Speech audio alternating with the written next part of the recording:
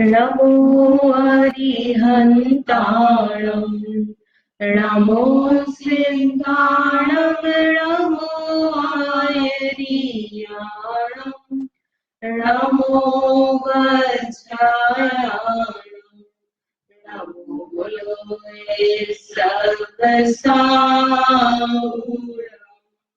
मोक्षमार्गस्य नेतारम् वेत्तारं कर्मभूमिताम् ज्ञातारं विश्वतत्त्वाम् वन्दे तद्गुणलब्धये। तत्वार सूत्र ग्रंथ के तीसरे अध्याय में मध्य लोक के बारे में समझ रहे हैं। ये मध्य लोक जो है कहाँ बताया? ऊर्ध्वलोक और अधोलोक के बीच में बताया।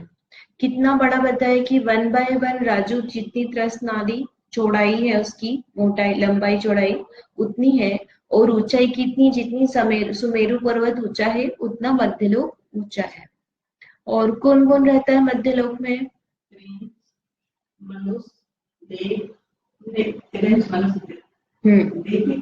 देव तो रहते ही है ना। देव का लिए तीनों जगह बताइए। अधोलोक में भी देव रहते हैं, मध्य में भी और ऊर्ध्व में, सभी जगह रहते हैं। मनुष्य जो है वो सिर्फ मध्य लोक में है, मनुष्य, और नरक सिर्फ अधोलोक में है, और तिर्यंच सब दूर है। एक इंद्रिय की अपेक्षा से देखें तो पूरे लोक में तिर्यंच है। अरे सारे सब जगह कौन से रहते हैं जीव? तो तिर्यंच। और देव जो है उसके बाद तीनों जगह रहते हैं, ऊर्ध्व मध्य अधो। हाँ, एक इंद्रिय आलू का जीव कौन सा है? वो वनस्पति है। निगोदिया जीव जो है 1 2 3 4 5 इंद्रिय जो भेद करते हैं ना अपन, वो किस में जाते हैं? तिर्यंच गति के जीवों में ही जाते हैं। पृथ्वी, जल, अग्नि, वायु, वनस्पति बोला, एक इंद्रिय बोला ना अपन ने। अग्नि का एक के जीव जलाए, वनस्पति का एक के जीव जलाए, तो कौन सी गति के जीव है? तो तिरंज गति के जीव है। ठीक। तब इसमें जो मध्य लोक है कहाँ से कहाँ तक बताया कि सुमेरु की जड़ से जो चूलिका है उसकी 1,40,000 योजन इतनी हाइट है, वहां तक वह मध्यलोक है। और फिर क्या क्या है मध्यलोक में? तो ये द्वीप समुद्र है, असंख्यात द्वीप समुद्र। और असंख्यात द्वीप समुद्र में सबसे मध्य में जम्बू द्वीप है, और जम्बू द्वीप के बीच में सुमेरु पर्वत है। सुमेरु पर्वत जो है वो कैसा है? नाभि के समान है। जैसे कि शरीर में मध्य में नाभि होती है, उसी तरह से जो मध्य लोक है उसके सेंटर पॉइंट क्या है? सुमेरु पर्वत है। अब जम्बू द्वीप जो है उसमें चीजें बताई थी, है ना। पर्वत, नदी, सरोवर, क्षेत्र, ये सब बताए थे। तो क्या क्या थे? कौन कौन कितना कितना था? पर्वत कितने? भूल गए? पढ़े नहीं है। हाँ ठीक है। तो अपन ने समझा था कि जितनी हम लाइनें खींचते हैं उसमें आप 1 प्लस कर दो, उतने डिवीजन हो जाते। 1 लाइन खींचते तो 2 डिवीजन हो जाते, 2 लाइन खींचते तो 3 3 3। हाँ 3 होंगे ना। डबल वाला कुछ नहीं बताया था। ये जैसे हमने एक स्क्वायर बनाया, 1 लाइन खींची तो 2 भाग हो गए, 2 लाइन खींची तो 3 भाग हो गए, फिर 3 लाइन खींची तो 1 2 3 4। अरे जितनी लाइन खींच रहे उससे एक अधिक डिवीजन है अपने को, बराबरी की नहीं होती। यानी जितनी लाइन खींची उतना ही भाग हुआ, ऐसा नहीं है। तो जैसे आप घर ले लो, घर का पूरा एक जैसा घर है आपका, उसमें भी कोई कमरों का डिवीजन नहीं किया है। आपने एक दीवार खींच दी तो वो घर कितने भाग में हो गया? 2 भाग में हो गया। फिर हमने एक और डंडी खींची तो वो कितने भाग में हो गया? 3 भाग में हो गया। फिर एक दीवार और खींची हमने तो 4 में हो गया। तो ऐसे ही जम्बू द्वीप है, उसमें हमारे पास में 6 पर्वत है। 6 पर्वत से डिवीजन करेंगे तो कितना हो जाएगा? 7 डिवीजन हो जाएंगे। तो 6 पर्वत है और 7 क्षेत्र है। सरोवर कितने हैं? तो जितने पर्वत हैं और हर एक पर्वत पर एक एक सरोवर है, तो 6 सरोवर है। नदियां कितनी है? तो जितने सरोवर है उसका डबल करो, और एक एक सरोवर से एक एक नदी एक्स्ट्रा निकलती है। 6 दूनी 12, 12 नदी, और उसके बाद में हमने एक सरोवर से 3 नदी निकाली थी। ऐसे ही नीचे की साइड, ऊपर नीचे दोनों तरफ एक एक नदी एक्स्ट्रा निकली हुई, तो 14 महानदियां हैं। इस तरह से जम्बू द्वीप के बारे में सामान्य इंफॉर्मेशन। इसका व्यास कितना है, तो 1 लाख योजन का इसका व्यास है। अब सुमेरु पर्वत के बारे में हमने समझना शुरू किया था, कितना बड़ा है कि 1,40,000 योजन यानी 60 करोड़ किलोमीटर जितना ऊंचा जो सुमेरु पर्वत वह है। तो क्या क्या है उसमें, 3 चीजें बताइए। मेरु पर्वत की ऊंचाई जो है, और जड़, और चूलिका। अब ये तीनों चीजें क्या है, ये अपन थोड़ा सा देखते हैं।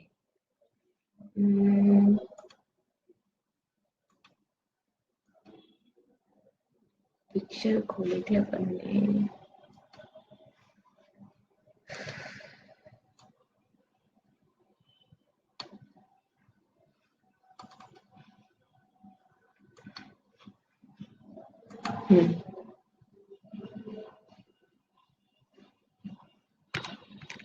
नहीं, ये सुमेरु पर्वत है। इस सुमेरु पर्वत में ऊपर जो काला काला सा दिख रहा है, ये क्या है, चूलिका। और नीचे जो है ये क्या है, इसकी चित्रा पृथ्वी के यहाँ पे जड़ है, 1,000 योजन की जड़ है। इसका एग्जैक्ट अपने को वो देखना था, ज्योग्राफिकल इसका जो मैप है वो देखना अपने को।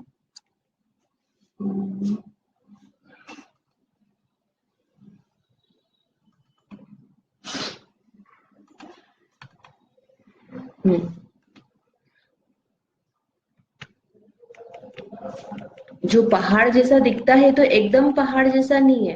ये देखो, ये दिख रहा है अलग अलग कलर और अलग अलग तरह से। जैसे ये नीचे से पहले सीधा सीधा है, फिर कम कम होता गया है, फिर यहाँ पर कटनी है।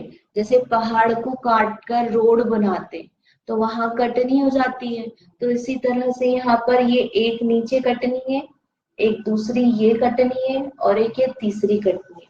और सबसे ऊपर जो छोटा सा ये पिंक कलर का दिख रहा है ना, ये इसको कहा है चूलिका। ये इसके ऊपर छोटा छोटा सा शिखर होता है। इसी तरह से ये सुमेरु पर्वत की चूलिका है, 40 योजन की।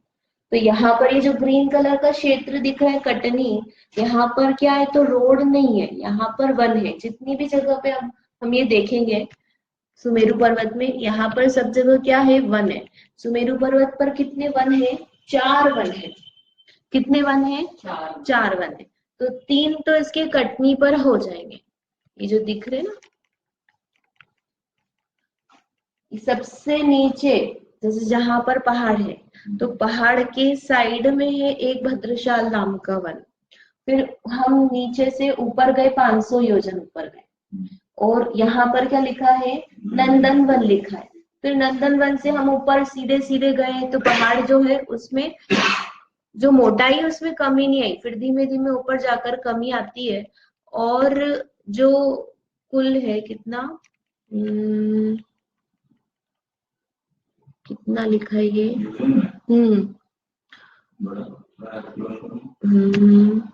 51,500 योजन जितना है ना। 51,500 योजन ऊपर जाने पर तीसरी मतलब दूसरी कटनी आती है, और तीसरा वन है भद्रशाल वन, नंदन वन, सोमनस वन। और फिर सबसे ऊपर जाते हैं तो ये जो है ये है पांडुप वन। पांडुप वन का नाम सुना है, पंचमेरु में तो है, लेकिन कहीं सुना है कि नहीं सुना है, पंचकल्याणक में गए हो किसी ने, पांडुप शिला बोलते हैं। तो ये पांडुक वन है, और यहाँ पर पांडुक शिला होती है, जहाँ पर जो तीर्थंकर बालक का जन्म होता है, जन्म महोत्सव मनाते हैं ना, जन्म कल्याणक। फिर इंद्र जो होता है वो पांडुक शिला पर लेकर जाता है, पांडुक शिला की रचना करते हैं। हाँ, यही रीति मतलब यहाँ है, ये वन में पांडुक शिला है। ये पांडुक शिला नहीं, इस वन का नाम क्या है, पांडुक वन, और उस वन में फिर शिलाएं हैं। तो ये सामान्य से इसका पिक्चर है सुमेरु पर्वत का।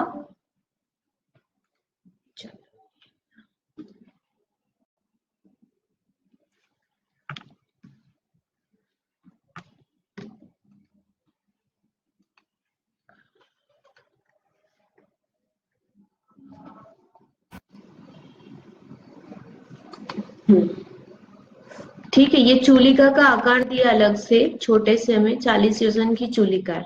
तो ये ऊपर से तीखी नहीं है, जैसे अपन कलश रहता है ना शिखर पर, तो वो तीखा होता है, पॉइंटेड होता है। तो ये तीखा नहीं, वहां ऊपर भी 4 योजन का कैसा है, फ्लैट है। तो 4 योजन अपने आप में कितना हो गया, 4 6 24, दो 2400, है ना, 6000 है ना, 24,000 किलोमीटर। मतलब वो भी बड़ा है क्षेत्र। 40 योजन भी अपन ने बोला तो ठीक है, 1,40,000 तो उसके सामने, 1 लाख के सामने 40 बहुत छोटा हो जाता है। यानी 1 लाख रुपए तो 40 कैसा हो गया, छोटा हो गया। लेकिन यदि हम उसको प्रमाण की अपेक्षा से देख रहे हैं तो वो बड़ा होता है। तो इस तरह से सुमेरु पर्वत की रचना, इसमें आप देखो कि एकदम से घटते घटते नहीं जा रहा है। ये जैसे ये है ना, ये स्ट्रेट है और फिर घट रहा है। इसी तरह से जो नीचे भी है, तो नीचे भी कैसा है कि ये यहाँ येलो कलर का दिख रहा है ना पोर्शन, ये एक जैसा जा रहा है और फिर ऊपर पिलर जैसा, और फिर वो घट रहा है। तो पहाड़ में जैसे हम एकदम ऐसे सब घटता हुआ जाता है, इस तरह का इसका स्ट्रक्चर नहीं है, लेकिन है तो ऊंचा ऊंचा, ऊंचा ऊंचा होता जाता है। ठीक है, और इसमें फिर नीचे, हाँ हाँ, उसके बाद फिर 40 योजन दिया हमने, तो 40 योजन क्या उसकी लंबाई है, 40 योजन उसकी हाइट है। ये 12 योजन जो है ना, ये चौड़ाई दी है कि यहाँ जो पांडुक वन है, तो ये पांडुक वन जो आएगा इसके ऊपर आएगा ना, पांडुक वन यहाँ आएगा। तो पांडुक वन में जो चूलिका है, यहाँ पर ये जो इसका चौड़ाई है, ये कितना, जैसे अपन ने जम्बू द्वीप कितना चौड़ा बोला, 1 लाख योजन का, एक कोने से दूसरे कोने, तो ये भी कितना, ये 12 योजन नीचे है और ऊपर जाके 4 योजन है।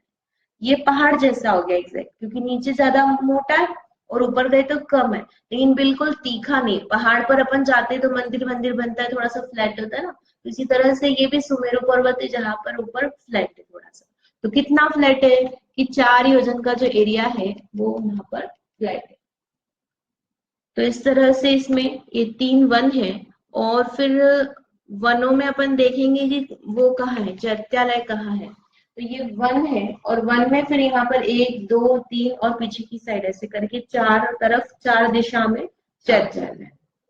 तो 4 वन है और चारों में 4 4 चैत्यालय है। ये जो है ये खोला था।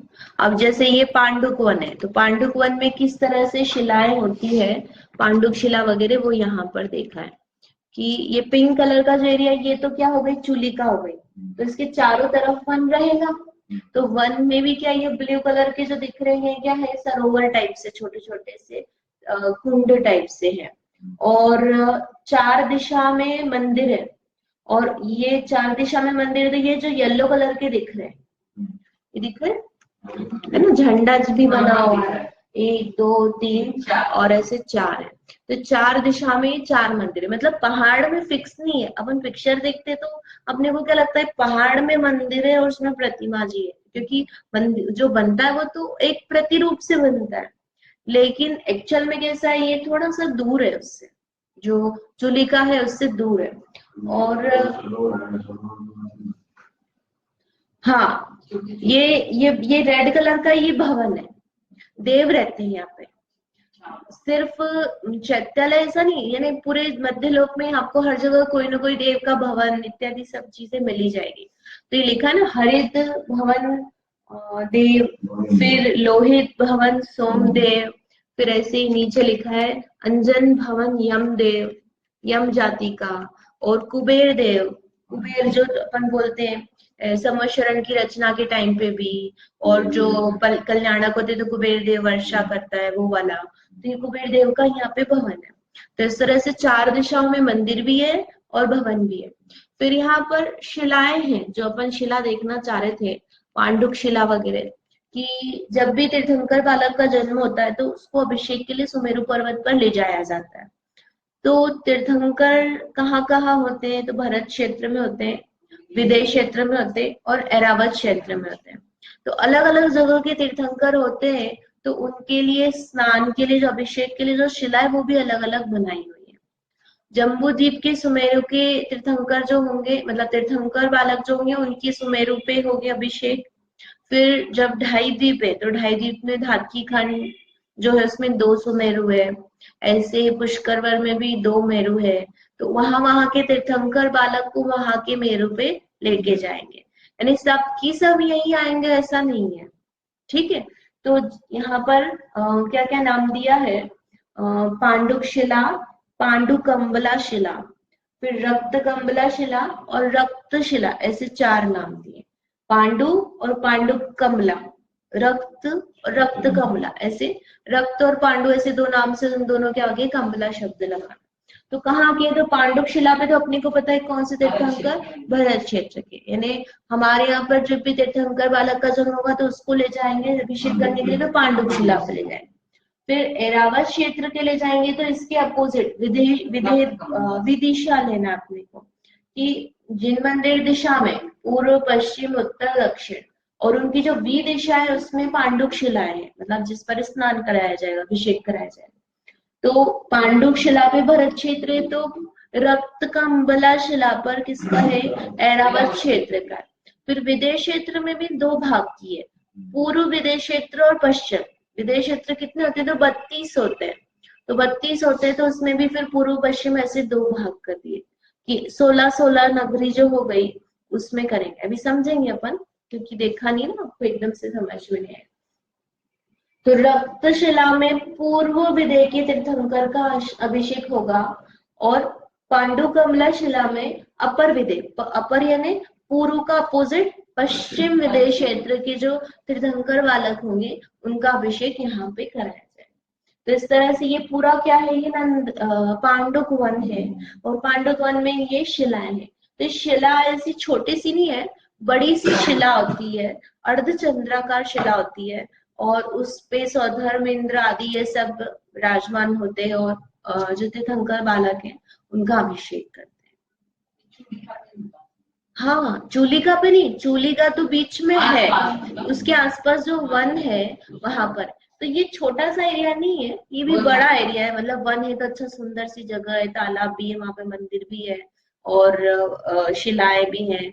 तो बड़ी जगह है, मतलब ऐसे छोटा सा नहीं कि बिल्कुल आप सड़क है तो वहां पे थोड़ी सी किनार पे रोड और गार्डन टाइप बना दिया, ऐसा नहीं है। उनके इतनी सारी बड़ी रचनाओं के कंपैरिजन में छोटा है, लेकिन ये भी अपने आप में कैसा है, बड़ा है।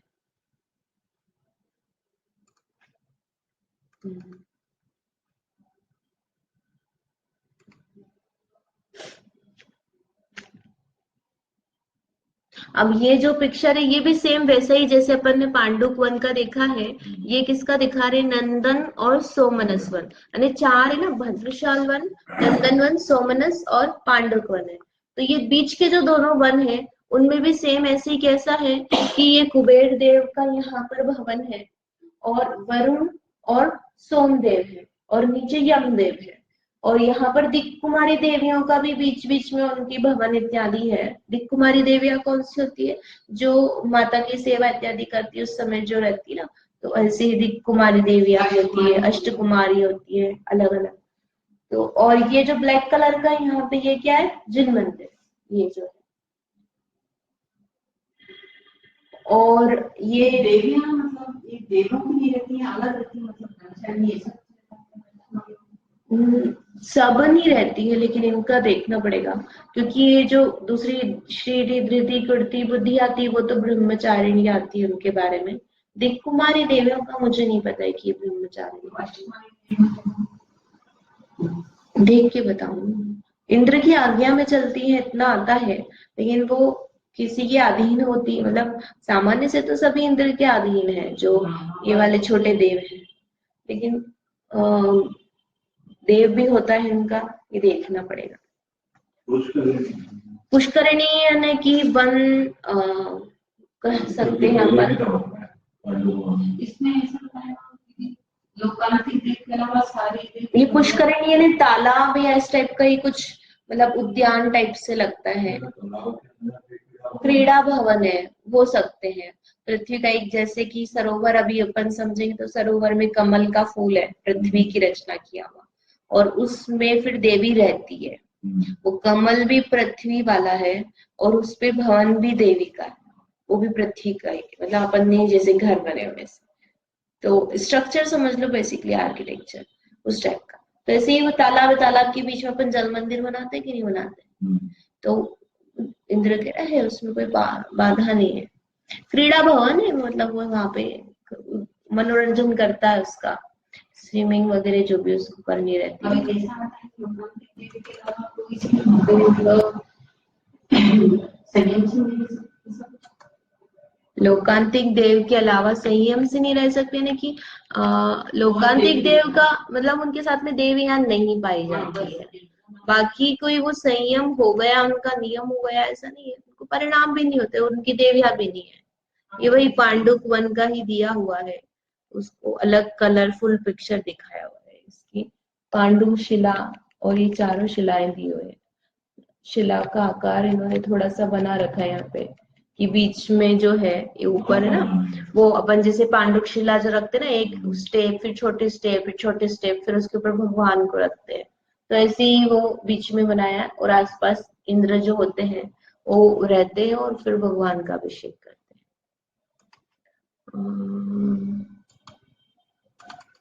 ये तो आई थिंक अभिषेक का ही तो आप लोगों ने मंदिरों में देख रखा होगा, किस तरह से वो एक से एक कंटिन्यू देव क्षीर सागर से लेकर के सुमेरु पर्वत तक लाइन बनाते हैं और फिर वो जो कलश होता है वो उसका जल जो है पास करते हैं और फिर उस कलश के जल से भगवान का मतलब बालक का अभिषेक होता है। और उसको छानने की जरूरत नहीं पड़ती। ये लोग ये भी प्रश्न करते हैं कि वो तो समुद्र का जल है तो उससे कैसे अभिषेक कर देते हैं, कि वो जो जल होता है उसमें त्रस जीव नहीं होते, प्रासुक होते हैं। नहीं नहीं, अपने यहाँ पर जैसे कि यहाँ मछली भी होती है और 2 3 4 5 इंद्रिय जीव पानी में पाए जाते हैं जिसके कारण अपने को जल छानना पड़ता है। वहां का जल में ये चीजें है, जीव ही है। मतलब आप समझो कि मध्यलोक है, जो मध्यलोक में जो 2.5 द्वीप है, 2.5 द्वीप के बाद में 2 3 4 5 इंद्रिय असंख्यात द्वीप समुद्रों में नहीं है, सिर्फ पंचेंद्रिय जीव है। और जो स्वयंभू रमण द्वीप के जो कोने आते हैं, 4 कोने, वहां पर फिर ये 2 3 4 इंद्रिय चींटी शंख मच्छर ये पाए जाते हैं। यानी भोग भूमिया है सब बीच में, तो वहां पर कोई मच्छर नहीं है, कोई चींटी नहीं है, कोई बिच्छू नहीं है, कोई ऐसे छोटे छोटे जीव नहीं है। तो इसलिए वो जो जल है वो प्रासुक होता है। हाँ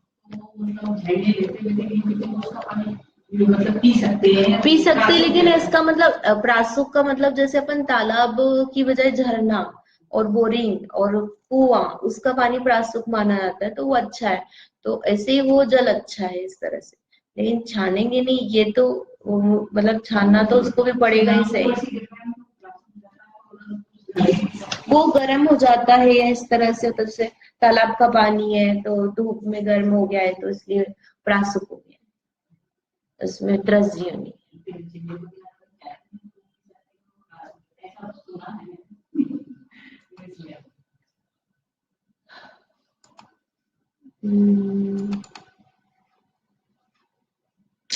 ये तो खास है। ठीक है, इस तरह से ये सुमेरु पर्वत है, इसके अपन अब जो वन है उनके बारे में समझ लेते। 4 वन बताए हैं। सबसे नीचे है भद्रशाल वन, चित्रा पृथ्वी पर। फिर उसके ऊपर है नंदन वन, यानी ये पहाड़ पर है। और जो भद्रशाल वन है वो तो एक्चुअल में नीचे ही है, उसके चारों ओर है, उसमें पहाड़ का कुछ हिस्सा नहीं है। और फिर सोमनस वन जो है वो नंदन वन से 62,500 योजन ऊपर है। और सोमनस वन से 36,000 योजन ऊपर पांडुक वन है। यानी इस तरह से ये 4 वन है, एक दूसरे से ऊपर ऊपर है। भद्रशाल से तो चित्रा पृथ्वी यानी कि जो जय पृथ्वी अपनी, उसको बोलते हैं चित्रा पृथ्वी। और चित्रा पृथ्वी से ऊपर 500 योजन जाएंगे।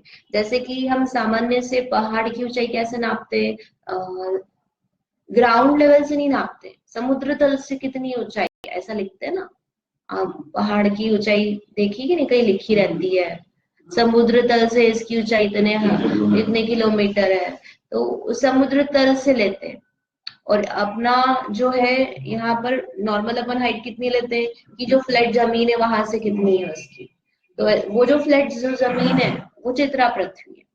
ये अपनी जहां पर पैर रखते हैं ना वो चित्रा पृथ्वी, उसका नाम चित्रा पृथ्वी। तो उससे कितनी ऊपर है, 500 योजन ऊपर नंदन वन है। फिर उस नंदन वन से 62,500 योजन सोमनस वन और पांडुप वन है। पांडुप वन तो कौन कौन से हो गए? भद्रशाल वन, नंदन वन, सोमरस वन और पांडव वन। तो नंदन चंपक बोलते हैं कि नहीं, वो वाला नंदन वन होगा। यहाँ पे सारे वो जो जानवर है वो पाए जाते होंगे और उनके ऊपर सारी स्टोरीज बनी है कि नहीं, ऐसा नहीं, वो तो नंदनवन नाम रख दिया है, लेकिन वो एक्चुअल में वो नंदनवन और ये दोनों नंदनवन एक जैसे नहीं, अलग अलग है। ठीक है, फिर कितने चैत्यालय हैं ये अपन कर चुके हैं। हर एक वन में 4 चैत्यालय हैं। ठीक है, तो एक मेरू पर टोटल कितने चैत्यालय हो गए? 4 चौक 16, 4 वन है और ऐसे 5 मेरू पाए जाते हैं ढाई द्वीप में, तो कितने हो जाएंगे? 80। 16 पंजे 80। अब और क्या क्या होता है मध्यलोक में? जम्बू द्वीप में तो अपन एक बार सामान्य से जम्बू द्वीप का अपन पिक्चर देख लेते हैं। देख दिया है।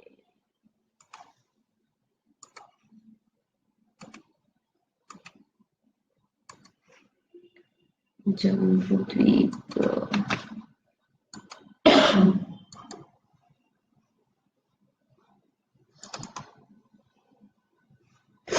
ये जम्बू द्वीप जो है इसकी रचना कैसी है कि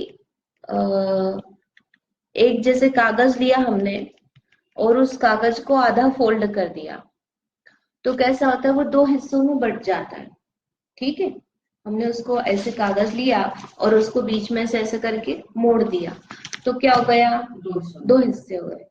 और फिर हमने क्या किया? इधर निशान बनाया, उसको मोड़ दिया, तो एक जगह निशान बनाते तो क्या होता है? दूसरी जगह भी बन जाता है। मतलब हमने उस कागज को ऐसा मोड़ करके रखा है और फिर हम यहाँ कुछ लिख रहे हैं, तो क्या होता है? वो इधर भी बन जाता है, उसकी डिजाइन आ जाती है ना। तो ऐसे ही जम्बूद्वीप की रचना है। मतलब ये आप सुमेरु पर्वत जो है ये इसको सेंटर ले लो और इसको आधा कर दो। आधा कर दो मतलब कि ये यहाँ से यहाँ तक आप बीच लाइन खींच दो, तो जैसी रचना नीचे है वैसी की वैसी सेम रचना कैसी है? ऊपर है। यानी मिरर इमेज है। आप यहाँ कांच रख दो तो ये पूरी चीज वैसी की वैसी इसमें कांच में दिखेगी, लेकिन कैसी दिखेगी? उल्टी दिखेगी। यानी ये वाली चीज इधर दिखेगी, ये चीज इधर दिखेगी, ये चीज इधर, तो सबसे नीचे जो चीज है वो उधर सबसे ऊपर दिखेगी। बीच में से आप उसको आधा कर दो तो एग्जैक्ट ऊपर जो है वो चीज नीचे आएगी। जितनी बड़ी है, जैसी है, जो कलर की है, वैसी की वैसी सेम स्ट्रक्चर जो है वो नीचे आएगा। यानी हमको क्या करना है? आधा समझना है। ये जो पूरा ढाई द्वीप है ना, उसको पूरा ढाई द्वीप को समझने के लिए हमको आधा द्वीप समझना होता है। कैसे कि ये आधा द्वीप से क्या बन जाता है? पूरा एक द्वीप बन जाता है। और ये जो एक द्वीप की रचना है इसी जैसी सेम रचना ढाई द्वीप में पाई जाती है। जो पूरे ढाई द्वीप है, ढाई द्वीप मालूम है ना क्या होता है? अपन बोलते ढाई द्वीप बन रहा है यहाँ पे। हाँ, ढाई द्वीप, हाँ जी ना। हाँ, तो प्रतिमा जी है तो कहाँ प्रतिमा है? कि ढाई द्वीप में जो प्रतिमा है, जो मंदिर है, आप जाओगे तो आप देखोगे तो आपको समझ में आएगा कि अच्छा अच्छा ये 5 मेरु है, इस तरह से ये विजयार्ध पर्वत है। ये तो सबसे बीच में सुमेरु पर्वत है ना। और फिर क्या है? 6 पर्वत बताए कि हमने लास्ट टाइम समझे थे। 6 पर्वत है ना, हिमवल, महाहिमवल, निषद, नील, रुक्मी, शिखरी, ये 6 पर्वत है। और उसके बीच में पिंक कलर के जो है 1 2 है ना, ये 3, ये सब क्षेत्र है। मतलब पर्वत है तो उसके बीच में भूमि भी है, नदी भी है, सब चीजें पाई जाती है। तो जो रचना भरत क्षेत्र में अपन बता रहे हैं, ये नीचे ग्रीन कलर का ये क्या क्षेत्र है? ये भरत क्षेत्र है। तो जैसी रचना हम भरत क्षेत्र में बता रहे हैं, कैसी बता रहे हैं कि यहाँ से यहाँ 1 2 नदियां निकलती है, बीच में एक विचार्ध पर्वत है, फिर 1 2 3 ये खंड है, और 1 2 3 इस तरह से ये 6 खंड है। तो जैसी रचना यहाँ पर है वैसी की वैसी सेम रचना कहाँ पाई जाएगी? ऐरावत क्षेत्र में पाई जाएगी। तो ऐरावत क्षेत्र में भी क्या है? 2 नदियां हैं, नाम भले अलग है लेकिन जो मेजरमेंट है, जो चीजें जितनी हाइट की है, वो सारा का सारा स्ट्रक्चर कैसा है? सेम है। 6 खंड भरत क्षेत्र में है तो 6 खंड ऐरावत क्षेत्र में है। भरत क्षेत्र में 24 तीर्थंकर होते हैं तो ऐरावत क्षेत्र में भी 24 तीर्थंकर। वो तीर्थंकर अलग अलग होंगे लेकिन होंगे तो वही। जो काल भरत क्षेत्र में चल रहा है, जैसे अभी यहाँ पर कौन सा काल चल रहा है, पांचवा काल चल रहा है, तो ऐरावत क्षेत्र में भी कौन सा काल चलेगा, पांचवा चलेगा। तो इस तरह से पूरी रचना जो है वो कैसी है, मिरर रूप से। आधे जम्बूद्वीप की रचना जो है आप आधा समझ लीजिए और आधी उसकी अपने आप आ जाएगी। जैसे कि ये निषद पर्वत 400 योजन है, तो नील की भी हाइट कितनी हो जाएगी, 400 योजन। ये 200 योजन है तो ये नीचे वाला भी 200 योजन, ये 100 योजन है तो उसके नीचे वाला भी 100 योजन। यानी जैसा रचना जितना नाप चौड़ाई इसकी है, तो इधर नीचे वाले की भी उसकी सेम रहेगी। तो यहाँ का इस भारत क्षेत्र में ऐसा हो सकता है, हो सकता है ना, जा सकता है, मतलब कि कौन जा सकता है, चक्रवर्ती इत्यादि जीव है, विद्याधर जीव है, वो जा सकते हैं। सामान्य अपने जैसे मनुष्य जन के पास कोई विद्या नहीं है, वो नहीं जा सकता है, क्योंकि जन्म लेना तो मर के कहीं भी जा सकता है ना मनुष्य।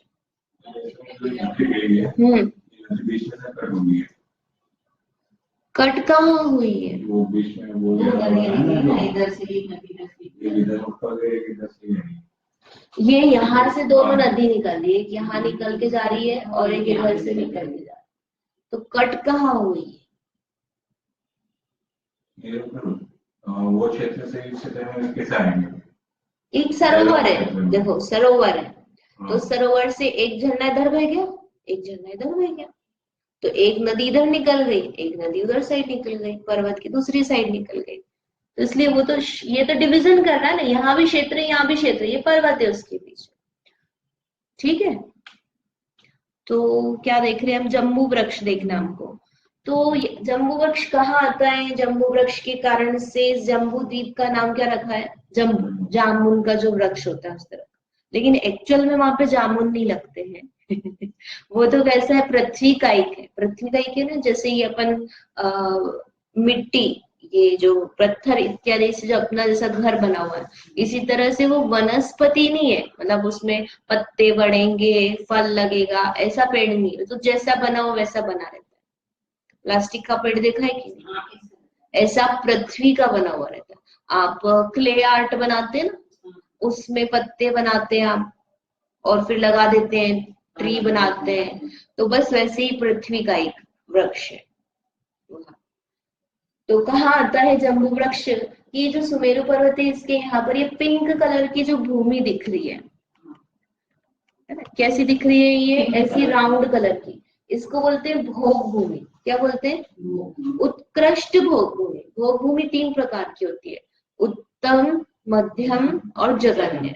उत्तम भोग भूमि में सारी चीजें बेस्ट होंगी, आयु भी बेस्ट होगी, जीव के सुख भी अच्छे होंगे। मध्यम भोग भूमि में उत्तम वाले से कम होगा, आयु भी कम होगी, और जघन्य भोग भूमि वाले में और कम आयु होगी। लेकिन तीनों ही क्या है, भोग भूमि, यानी विकल्प वृक्षों की अवेलेबिलिटी हो गई, उनसे जो चीजें प्राप्त हो रही है वो सब में थोड़ा अंतर आ जाएगा। जो क्वालिटी होती है, जैसे कि मूवी का टिकट लेने जाते हैं तो एक ज्यादा प्राइस वाला होता है, कम प्राइस वाला होता है, या फिर होटल में रहने जाते हो तो 5 स्टार होटल, 3 स्टार होटल, फिर उसमें भी रेंट लग्जरी वाला होता है, एक सामान्य रूम होता है, एसी रूम, इस तरह से रहते हैं ना अलग अलग। तो उसमें है तो सेम होटल, सेम होटल होने पे भी क्या हो जाता है उसमें रेस्टोरेंट में कि फैसिलिटीज अलग अलग है, उसके प्राइस अलग अलग है। इसी तरह जिसके ज्यादा पुण्य का उदय होगा वो उत्कृष्ट भोग भूमि में है, जिसके कम, उत्कृष्ट वाले से कम पुण्य का है तो पुण्य का उदय तो किस में जाएगा, मध्यम भोग भूमि है ना, ये हरि क्षेत्र है। और उसके नीचे आती है जघन्य भोग भूमि, हेमवत क्षेत्र, यानी ये हमारी होती कर्म भूमि। भरत क्षेत्र में बोलते हैं ना, भरत और रावत क्षेत्र में क्या है, 6 काल का परिवर्तन होता है, और ये क्या है, भोग भूमि, सॉरी कर्म भूमि है।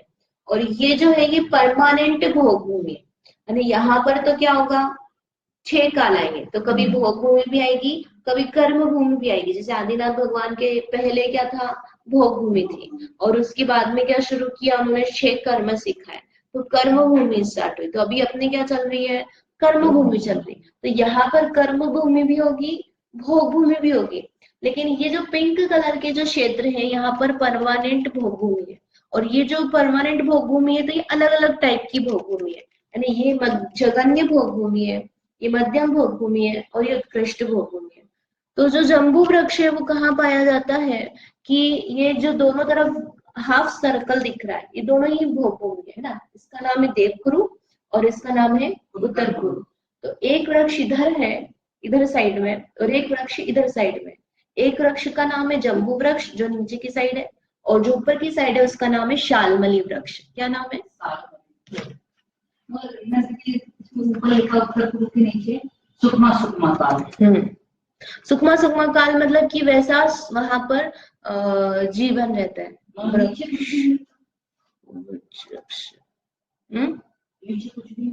देखते हैं अपन, अभी जैसे जैसे आएगा ना अपन समझते जाएंगे। ठीक है, तो जो हमने वहां पर देखा था वही यहाँ पर दिखाया हुआ है।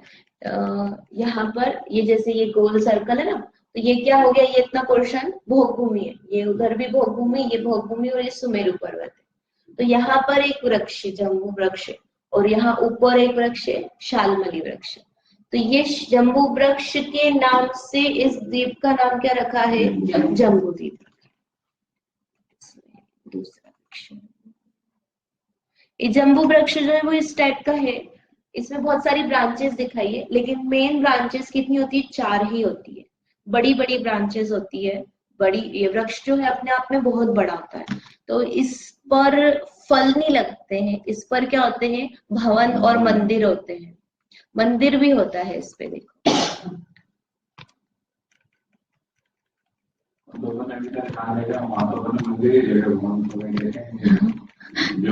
हाँ, तो यहाँ भवन भी बता रहे ना कितना बड़ा कैसा है। तो ये जम्बू वृक्ष जो है, इसका जो तने की हाइट है वो 2 योजन है, और जो एक कोस का इसका मोटाई है, यानी 3 किलोमीटर समझ लो आप, उसका तना मोटा है।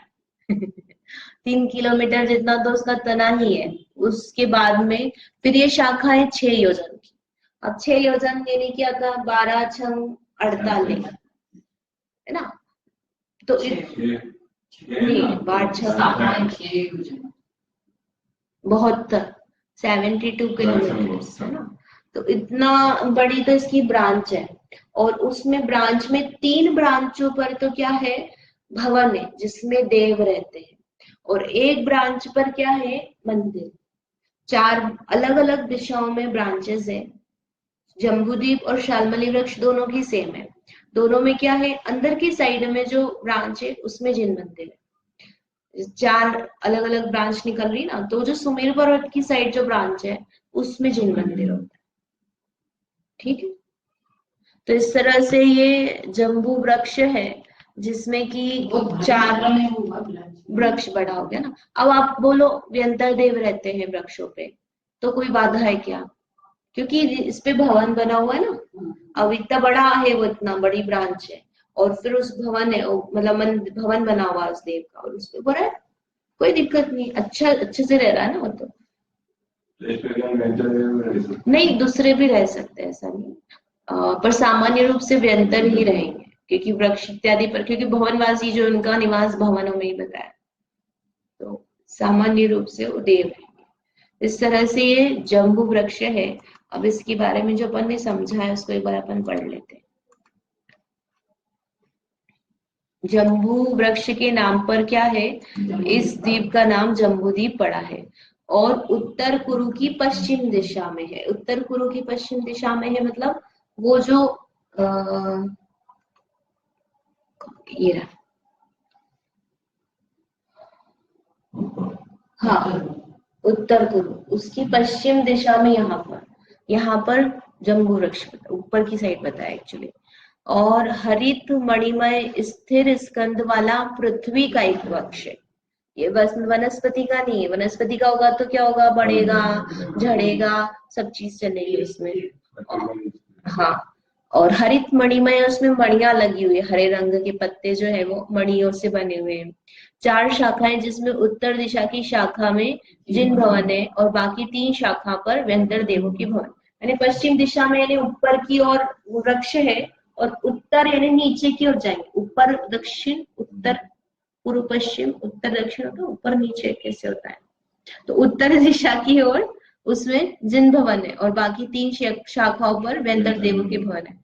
और कितने वृक्ष हैं, मतलब सिर्फ जम्बूद्वीप एक अकेला वृक्ष है क्या, कि उसके परिवार सहित कुल वृक्ष 1,40,120 है। यानी जम्बूद्वीप, फिर उसके चारों तरफ और वृक्ष, फिर और वृक्ष, फिर और वृक्ष, ऐसे करके पूरा परिवार, अकेला एक वृक्ष नहीं है, सब पूरे बहुत सारे उसके वृक्ष है। तो उसमें तो देव रहे, उसमें कोई बात नहीं, वो इतने बड़े नहीं होंगे, वो थोड़े छोटे होंगे, लेकिन ये तो इतना बड़ा रहेगा ही रहेगा।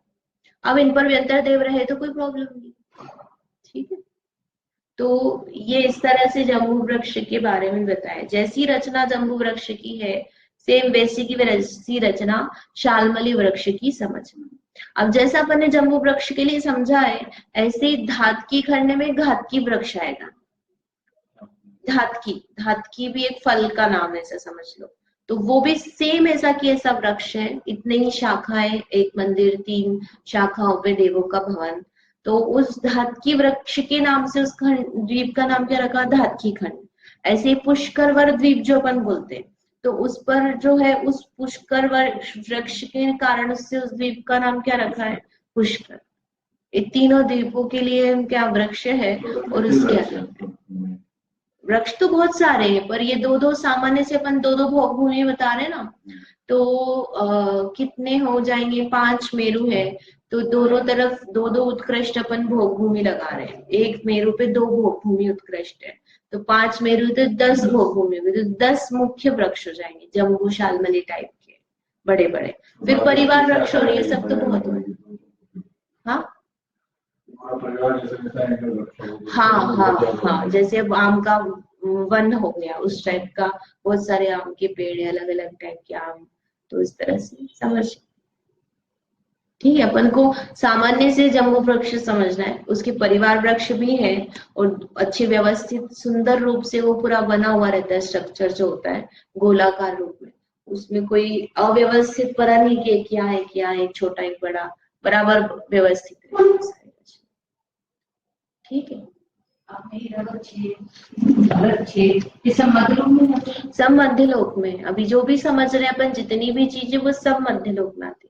अब कल अपन जम्बू वृक्ष हुआ, अब इसके बाद में जो देविया, मतलब जम्बू द्वीप का ही अभी अपनी सारी इंफॉर्मेशन चलनी है।